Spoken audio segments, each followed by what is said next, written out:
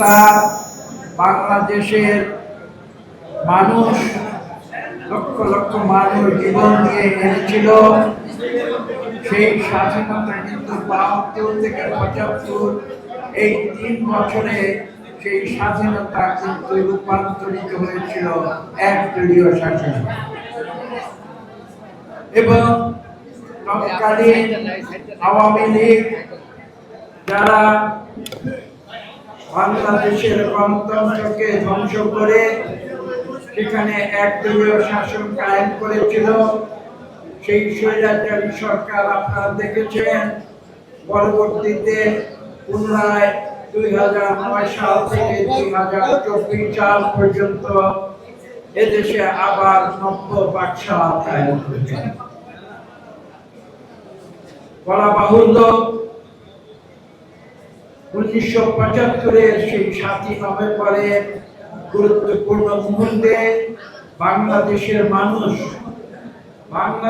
মানুষ আবার নতুন করে আহ্বান জানিয়েছিল কাকে? তিনি ছিলেন অন্য কেউ নন, আমাদের বিএনপির প্রতিষ্ঠাতা, বাংলাদেশের স্বাধীনতার ঘোষক, বীর মুক্তিযোদ্ধা, বীর উত্তম শহীদ প্রেসিডেন্ট জিয়াউর রহমান। তাকে ডেকে এনেছিল ৭ই নভেম্বরের পরে। কেন ডেকে এনেছিল? এনেছিল একটি মাত্র কারণে, কারণ বাংলাদেশের সৃষ্টি হয়েছিল দুটি উদ্দেশ্যে, গণতন্ত্র এবং বাংলাদেশের দরিদ্র মানুষের অর্থনৈতিক মুক্তি। সেই দুই উদ্দেশ্যকে যখন স্বৈরাচারী আওয়ামী লীগ সরকার সেদিন প্রথমবারের মতো ধ্বংস করে এদেশে একদিকে তারা বাকশাল কায়েম করেছিল। বাকশাল অর্থ কি? যেখানে মানুষ কোনো ভিন্ন মত প্রকাশ করতে পারবে না, সরকার যেটা বলে দেবে সবাইকে সেই একই কথা বলতে হবে।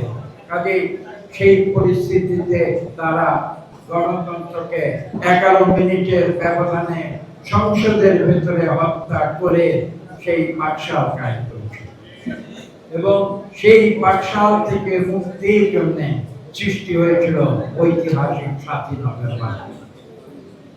বলেছি একটু আগে, শহীদ প্রেসিডেন্ট জিয়াউর রহমানকে বাংলাদেশের মানুষ পুনরায় আহ্বান জানিয়ে এই তখনকার সেই ধ্বংসপ্রাপ্ত বাংলাদেশকে নতুন করে গড়ে তোলার জন্য শহীদ প্রেসিডেন্ট জিয়াউর রহমানের উপরে তাকে দায়িত্ব দিয়েছিল। যে দায়িত্ব তিনি পালন করেছিলেন সঠিকভাবে। মাত্র ৩.৫ বছরে একটি ধ্বংসপ্রাপ্ত জাতির সম্মান পুনরুদ্ধার করে বিশ্বের বুকে বাংলাদেশকে একটি সম্মানজনক জাতি হিসেবে পুনঃপ্রতিষ্ঠিত করেছিলেন, যেমন তিনি করেছিলেন ৭১ সালে স্বাধীনতার ঘোষণার মধ্য দিয়ে স্বাধীন বাংলাদেশের প্রতিষ্ঠা।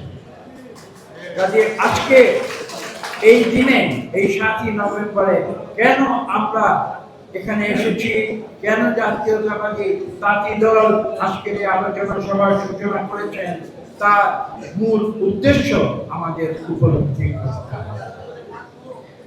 পরবর্তীতে আপনারা দেখেছেন, আমি একটু আগে উল্লেখ করেছি যে বিগত ১৭ বছরে ২০২৪-এর ৫ই আগস্ট পূর্ববর্তী ১৬ বছরে এই আওয়ামী লীগ বাংলাদেশকে আবার দ্বিতীয়বারের মতো দ্বিতীয় বাকশালে পরিণত করেছিল, যেখানে মানুষের কথা বলার স্বাধীনতা ছিল না, যেখানে মানুষের ভোটের স্বাধীনতা ছিল না, যেখানে মানুষের অর্থনৈতিক স্বাধীনতা ছিল না। একটি অলিগার্কি সৃষ্টি করে সেই অলিগার্কির মাধ্যমে লক্ষ হাজার কোটি টাকা বাংলাদেশকে বিদেশে পাচার করে দিয়ে বাংলাদেশের অর্থনীতিকে তারা ধ্বংস করে দিয়েছিল। বাংলাদেশের মানুষের কথা বলার অধিকার বন্ধ করে দিয়ে এখানে একটি অপ্রশাসন, স্বৈরাচারী শাসন তারা কায়েম করেছিল। কাজে বুঝতে হবে যে ২০২৪ সালের ৫ই আগস্ট পুনরায় ছাত্র জনতা যে বিপ্লবের মাধ্যমে বাংলাদেশকে নতুন করে স্বাধীন করে এনেছিল, আমি বলবো যে নতুন করে আবার সৃষ্টি করেছিল বাংলাদেশ, সেই বাংলাদেশ আমরা আবার গণতন্ত্রের প্রতি ফিরিয়ে নিতে চাই। যে অভিযাত্রায় বিএনপি সবচেয়ে গুরুত্বপূর্ণ ভূমিকা পালন করতে পারে। আপনারা লক্ষ্য করেছেন, বিএনপি স্পষ্ট ভাষায় বলে দিয়েছে যে আজকে 2024-এর 5ই আগস্ট পরবর্তীতে ছাত্র জনতা তাদের এই বিপ্লবের ফলশ্রুতিতে আমরা একটি জিনিস চাই, সেটা কি? বাংলাদেশের গণতন্ত্র ফিরিয়ে আনতে হবে, বাংলাদেশে সুষ্ঠু নিরপেক্ষ নির্বাচন ফিরিয়ে আনতে হবে, বাংলাদেশের মানুষের মৌলিক অধিকার ফিরিয়ে আনতে হবে, বাংলাদেশের মানবাধিকার ফিরিয়ে আনতে হবে।